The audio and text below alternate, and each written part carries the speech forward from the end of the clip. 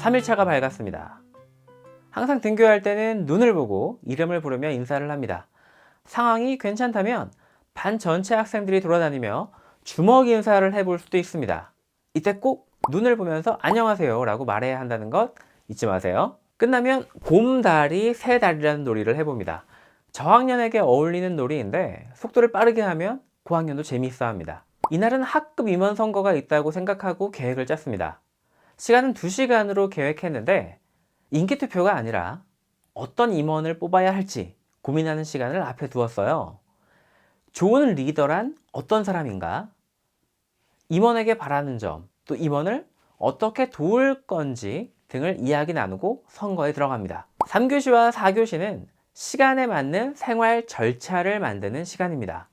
학급 긍정훈육법의 학급 일과 활동을 학생들과 해보는데요. 아침 시간, 수업 시간, 쉬는 시간, 점심 시간, 줄서기 등 매일 반복되는 시간들을 나열해보고 그 시간에 해야 할 일을 순서대로 정해둡니다. 그리고 역할극으로 연습까지 해서 정한 것이 실천으로 이어지게 만드는데요. 저학년부터 고학년까지 학기 초에 꼭 해야 하는 필수 활동이라고 말씀드리고 싶습니다. 오늘도 마지막 시간은 놀이를 해봅니다. 협력의 풍선을 띄워요 라는 놀이인데요. 협력하는 게 왜 중요한지를 한 방에 보여주는 엄청난 인성놀이입니다. 경쟁과 협력을 비교하고 그때 우리가 어떤 말과 행동을 했는지 돌아보면 협력해 라는 말이 아니라 마음으로 느껴 중요성을 깨닫게 됩니다. 놀이가 끝나고는 좋아해 또는 좋아봐로 놀이를 돌아보는 것 잊지 마세요.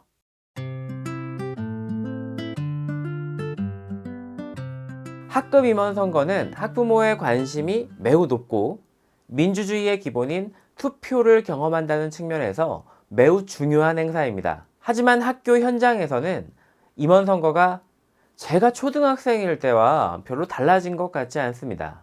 학급 임원 선거가 단순한 인기 투표가 아니라 임원의 역할에 대해 고민하고 우리 반을 어떻게 발전시킬지 생각해보는 시간이 되었으면 좋겠어요. 저는 학급 임원 선거를 2시간으로 계획해서 앞에 1시간은 진정한 리더에 대해 고민하는 시간으로 갔고요. 나머지 1시간은 공약을 듣고 투표를 진행합니다. 그 과정을 함께 보시죠. 우선 수업 전에 임원 선거에 출마할 학생은 소견을 발표해야 하기에 소견문을 적어 오라고 합니다. 아이들은 공약이 적힌 소감문을 써올 텐데요. 공약은 최대한 구체적으로 적어오게 안내합니다. 평화로운 반을 만들게요 보다는 다툼이 있을 때 쉬는 시간이나 방과 후에 중재를 하겠다 라든지 저는 봉사를 열심히 하겠다 라기보다는 하루 5분간 방과 후에 청소를 하고 가겠다 처럼 자세히 적으라고 안내합니다. 그리고 고학년의 경우 임원에 출마하는 것을 망설이는 경우가 많아요. 나오고는 싶은데 떨어질까봐 두려운 것이죠. 유명한 대통령도 몇 번씩 출마했다가 떨어진다. 나오는 것을 두려워하지 말라고 미리 용기를 주는 것도 필요한 과정입니다. 임원 선거 당일 2시간 중 앞 시간에는 학생들에게 리더란 어떤 사람이라고 생각하는지 묻습니다. 아이들이 리더라는 말을 많이 들어왔기에 팀을 이끄는 사람, 공동체의 지도자처럼 대장의 이미지를 많이 그리더라고요. 하지만 어떤 아이는 팀에 도움이 되는 사람이 리더라고 말하기도 했습니다. 그러면서 리더와 보스의 차이에 대해서 질문을 던집니다. 사진을 보면서 생각하게 해봐도 좋아요. 보스는 뒤에서 시키기만 하지만 리더는 앞장서서 같이 그 일을 하죠. 보스는 다른 이가 어떻든 자기만 높이 올라가면 되지만 리더는 같이 잡아주고 끌어줍니다. 그 밖에 리더는 우리가, 보스는 내가 했다고 하고요. 리더는 먼저 듣지만 보스는 먼저 말하려고 합니다. 리더는 책임을 자신에게 돌리지만 보스는 남에게 돌립니다. 리더는 과정을 중시하지만 보스는 결과를 중시하고요. 리더는 하자 라고 하지만 보스는 해라 라고 합니다. 리더는 장점을 칭찬하지만 보스는 단점을 지적합니다. 어떤 사람이 리더가 되었으면 좋을지 이야기 나누면서 리더와 학급 임원을 연결 짓습니다. 리더에 대한 이야기를 들었기에 학급 임원의 역할도 그와 관련된 이야기가 많이 나오게 됩니다. 그런데 이런 이야기를 들으면 임원에 출마하려고 마음먹은 학생 입장에서는 압박을 느낄 수도 있어요. 그래서 임원을 어떻게 도와주면 좋을지에 대한 이야기도 같이 나눕니다. 아이들은 임원이 부족한 것은 함께 메워주고 또 공약을 잘 지킬 수 있도록 옆에서 같이 돕겠다고 이야기를 하네요. 1시간 정도 이런 과정을 거친 후에 소견을 듣고 투표를 합니다. 당선된 학생도 있고 탈락한 학생도 있을 거예요.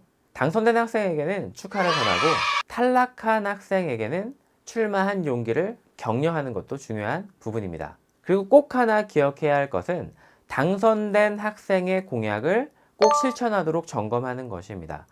저 같은 경우에는 당선된 임원들끼리 협의를 해서 한 하루에 2분 정도 봉사할 거리를 정하라고 안내합니다. 그리고 하루 2분 동안은 꼭 봉사를 해주기를 부탁합니다. 학급 임원 선거가 인기투표가 아닌 진짜 리더와 우리 반에 대해 고민하는 시간이 되기를 바랍니다. 제가 보여드린 PPT는 설명란에서 다운로드 받으실 수 있습니다. 감사합니다. 안녕하세요, 몽몽쌤입니다. 흔들리지 않는 교실을 위해서는 시간별로 할 일을 정해두는 것이 좋습니다. 예를 들어 아침 시간에는 인사하고 손 소독하고 과제나 가통 제출한 다음 교과서를 준비하고 독서를 한다. 이런 식이죠. 학급 규칙이 같이 놀기, 바르고 고운 말 사용하기처럼 함께 살기 위해 지켜야 할 전반적인 사항이라면 학급 일과는 그 시간에 할 일을 차례대로 정해두는 생활 절차라고 할 수 있습니다. 안정된 반을 만들기 위해 교실의 학급 일과는 꼭 필요한데요. 어떻게 만드는지 알아보겠습니다. 과거에 저는 얘네는 고학년인데 줄도 잘 못 서네. 아니 아침에 오면 가정통신문을 내야지. 꼭 내라고 해야만 내나? 이런 생각이 들었어요. 그러던 어느 날 이런 사소하다고 느껴지는 것들을 제대로 배우지 않았을 것 같다라는 생각이 들었어요. 그래서 하나하나 가르치고 싶어졌고 마침 학급 긍정훈육법에 학급 일과라는 것이 나와서 적용해 보았습니다. 우선 아침 시간부터 집에 갈 때까지 우리가 어떤 시간들을 보내는지 생각해 봤어요. 아침 시간, 수업 시간, 쉬는 시간, 점심 시간, 교과 수업 시간, 하교 시간, 다른 교실로 이동할 때, 선생님 안 계실 때까지 다양한 시간들이 생각이 나더라고요. 이 중에서 선생님이 절차를 정해두고 싶은 시간을 칠판에 적습니다. 저학년이라면 4가지 정도, 고학년이라면 8가지 정도 해보시면 좋습니다. 여기서 2가지 갈림길이 있습니다. 하나는 교사가 제시하는 거예요. 아침 시간에는 이렇게 하는 거예요. 점심시간은 이렇게 하세요. 이렇게 교사가 정해줘도 돼요. 특히 1학년 갓 입학한 학생들에게는 이렇게 하는 게 좋습니다. 다른 하나는 학생들과 각 시간에 우리가 어떻게 하면 좋을지 생각해서 결정하는 겁니다. 저는 개인적으로 2번째 방법을 더 좋아합니다. 왜냐하면 아이들이 더 할 일에 관심을 갖고 잘 지키기 때문입니다. 1학년도 2학기부터는 이 방법이 가능합니다. 만일 학생들과 함께 결정한다면 모든 별로 종이를 주고 각 시간에 할 일을 적어보게 합니다. 쉬는 시간에 이야기하지 점심시간에 아침 시간에 쉬는 시간에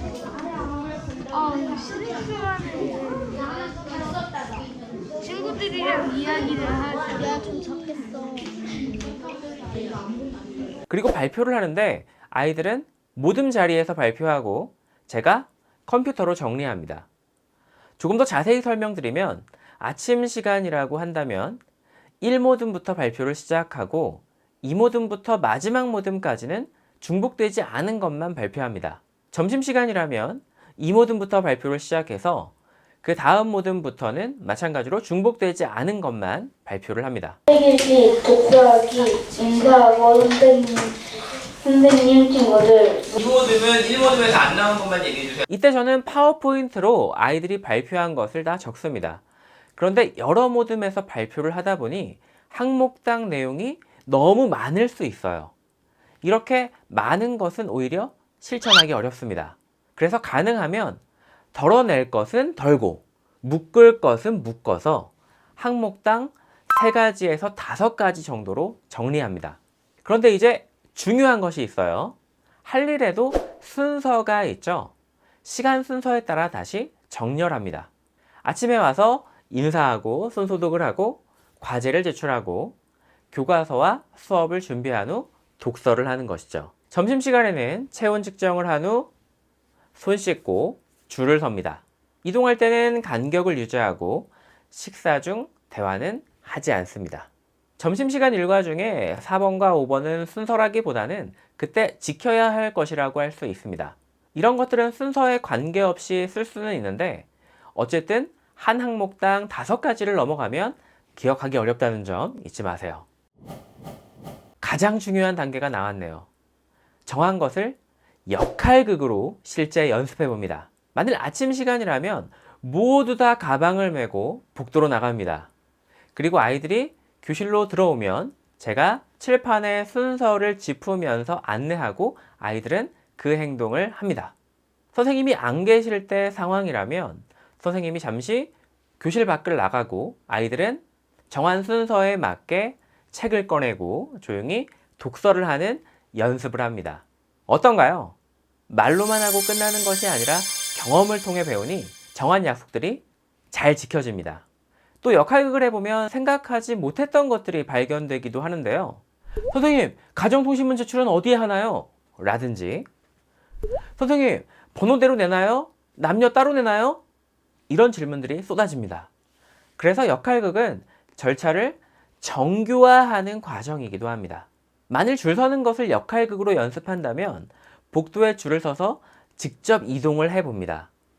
그런데 잘 될까요? 잘 될 수도 있고 안 될 수도 있어요. 그럴 때는 화내지 말고 질문을 합니다. 여러분, 우리가 약속한 것이 잘 되고 있나요? 어떤 점이 잘 되지 않고 있나요? 어떻게 하면 잘할 수 있을까요? 다시 해봅시다. 그리고 안 되면 계속 반복합니다. 처음 한 달 동안은 잘 되다가 지나면 또 안 되기도 해요. 다시 같은 방식으로 연습합니다. 그런데 아이들이 더 잘하게 되는 한 가지 팁이 있습니다. 바로 나아진 점을 격려하는 것입니다. 아까는 1분 걸렸는데 이번에는 10초 정도 빨라졌어요. 친구들이 집중하려고 노력하고 있습니다. 야, 처음보다 많이 좋아졌어요. 우리 조금만 더 연습하면 될 것 같아요. 이렇게 항상 잘된 점에 초점을 두시면 좋습니다. 그러면 아이들이 더 잘할 거예요. 자, 뒤로 가서 줄 서주세요.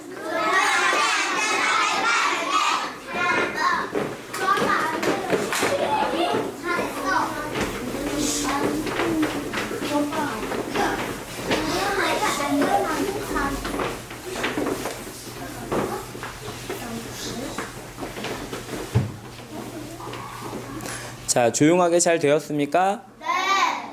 아까보다 훨씬 더 조용하게 친구들이 집중해 줬습니다. 안전하게 잘 되었습니까? 네. 아무도 불편하거나 다치는 사람도 없었고요. 앞에 잘 보고 있습니다. 마지막으로 빠르게 잘 되었습니까? 네. 보니까 10초도 채 안 걸린 것 같습니다. 열심히 노력해 줘서 고맙습니다. 학급 일과를 만드는 것이 너무 사소해 보여서 저학년이나 하는 것이 아닌지 물으실 수도 있지만 6학년도 똑같습니다. 기대하면서 스트레스 받지 마시고 사소한 것이라도 가르쳐 보시길 바랍니다.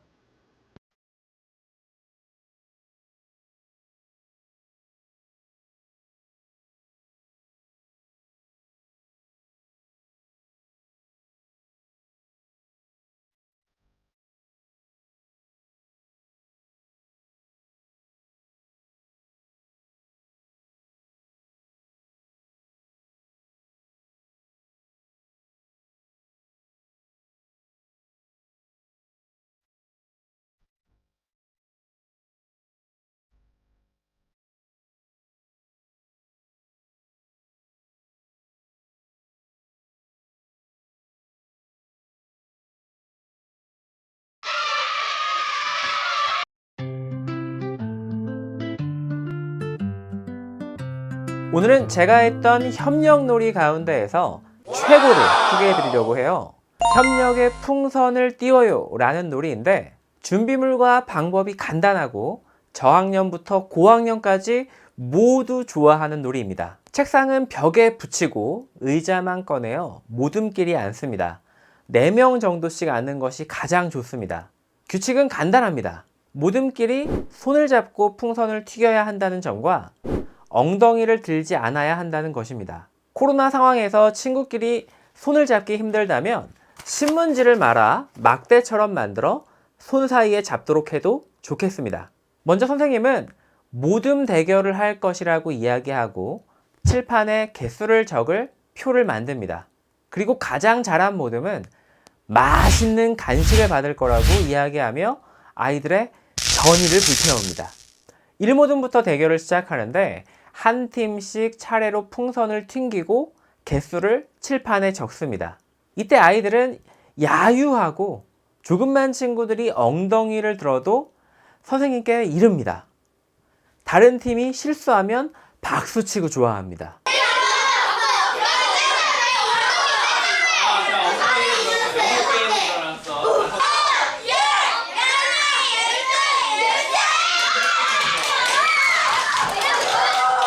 이제 방향을 틀 차례입니다. 1차전에서 대결했던 모둠별 풍선수를 모두 합쳐서 아래에 적은 후에 이번에 우리 반 목표를 정해보자고 이야기합니다. 저희 반은 1차 대결에서 17개가 나와서 목표를 25개로 정했습니다. 아이들이 흥분해서 40개요 이렇게 이야기하기도 하는데 현실적으로 가능한 목표를 잡도록 합니다. 모둠별 합이 목표한 수를 넘으면 축하의 의미로 사탕을 먹자 이렇게 이야기합니다. 그리고 두 번째 시합을 시작합니다. 이번에 시합 분위기가 어떻게 되었을까요? 팀에서 실수를 하면 상대가 정말 아쉬워하고 또 상대가 잘하면 박수치고 응원을 해줍니다.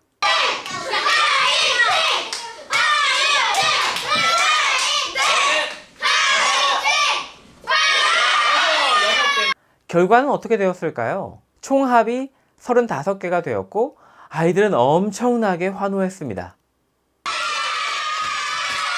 그런데 어떤 해에는 두 번째 경기에서 오히려 더 적은 수가 나왔어요. 보통 이런 일은 잘 일어나지 않는데 신기했어요. 그런데 아이들이 한 번만 더 해요 이렇게 조르더라고요. 그래서 한 번 더 했고 결국 결과는 대성공이었습니다. 이때 아이들이 느끼는 성취감은 말로 표현할 수 없더라고요. 아이들에게 축하의 의미로 사탕을 하나씩 나누어 주면서 이렇게 질문합니다. 우리가 처음 경기할 때 다른 친구들이 못하면 어떻게 행동했나요? 그래요. 좋아하고 박수쳤죠. 두 번째 경기를 할 때 서로 응원해주고 격려해주니까 어떤 일이 일어났나요?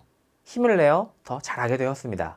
협력하라고 100번 말하는 것보다 이렇게 짧은 놀이로 깨닫게 하는 것이 훨씬 더 효과적입니다. 칠판에 적힌 결과를 사진 찍어서 프린터로 인쇄한 후에 교실 한켠에 붙여두면 협력이 필요한 순간에 한 번씩 짚을 수 있어 좋습니다. 작은 놀이로 아이들에게 큰 깨달음을 선물하시기 바랍니다.